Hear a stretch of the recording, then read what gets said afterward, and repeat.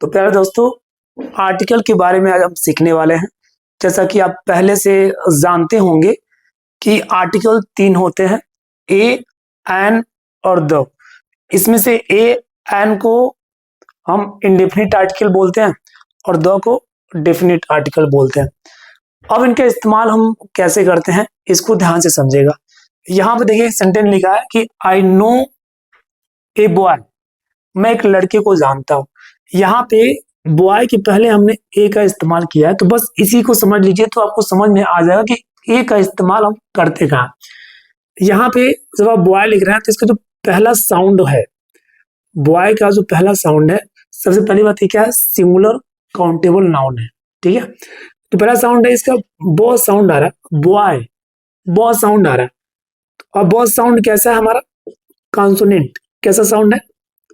तो अगर किसी सिंगुलर काउंटेबल नाउन का पहला साउंड तो उसके उस वर्ड के पहले अक्षर का साउंड कॉन्सोनेंट आए तो उसके पहले क्या यूज करते हैं, ए का इस्तेमाल करते हैं। ठीक है, बस अब इतनी बात समझ आइए। क्या आपको याद रखना है, आपको याद रखना है सिंगुलर काउंटेबल नाउन और उसका कोई ऐसा शब्द जो क्या हो, सिंगुलर काउंटेबल नाउन हो और उसके पहले अक्षर का साउंड क्या हो, कॉन्सोनेंट हो, तो समझ जाए कि आपको क्या लगाना है, ए लगाना।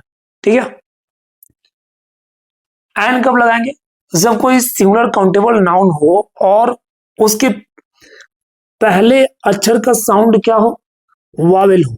क्या हो, जैसे यहाँ पे क्या है, ए, एलिफेंट, ए साउंड है, तो इससे पहले क्या लगा लिया, एंड का इस्तेमाल कर लिया।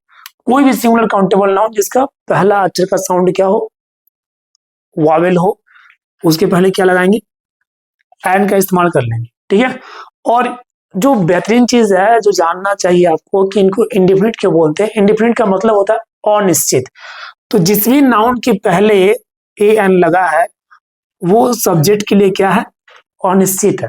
जैसे यहाँ पे मैं एक लड़के को जानता हूं तो ये मतलब उसके बारे में मुझे कोई खास पता नहीं है, वो क्या वो करता है, कहाँ रहता है, ये मुझे निश्चित नहीं है। बस ये कि नाम सुना है, क्या नाम सुना है तो जानता हूं, तो ये कोई अनिश्चित बॉय है। यू हैव एन एलिफेंट, आपके पास एक हाथी है, तो मतलब जो बोल रहा है कि आपके पास एक हाथी है, यानी उसको नहीं पता कि वो किस तरह का हाथी है, अभी उससे परिचित नहीं है, छोटा है, बड़ा है, मतलब अच्छा है या बुरा है, बहुत जानकारी नहीं है। तो ये जो बोल रहा है उसके लिए क्या, ये अनिश्चित है, इसलिए इंडेफिनिट आर्टिकल लगा है।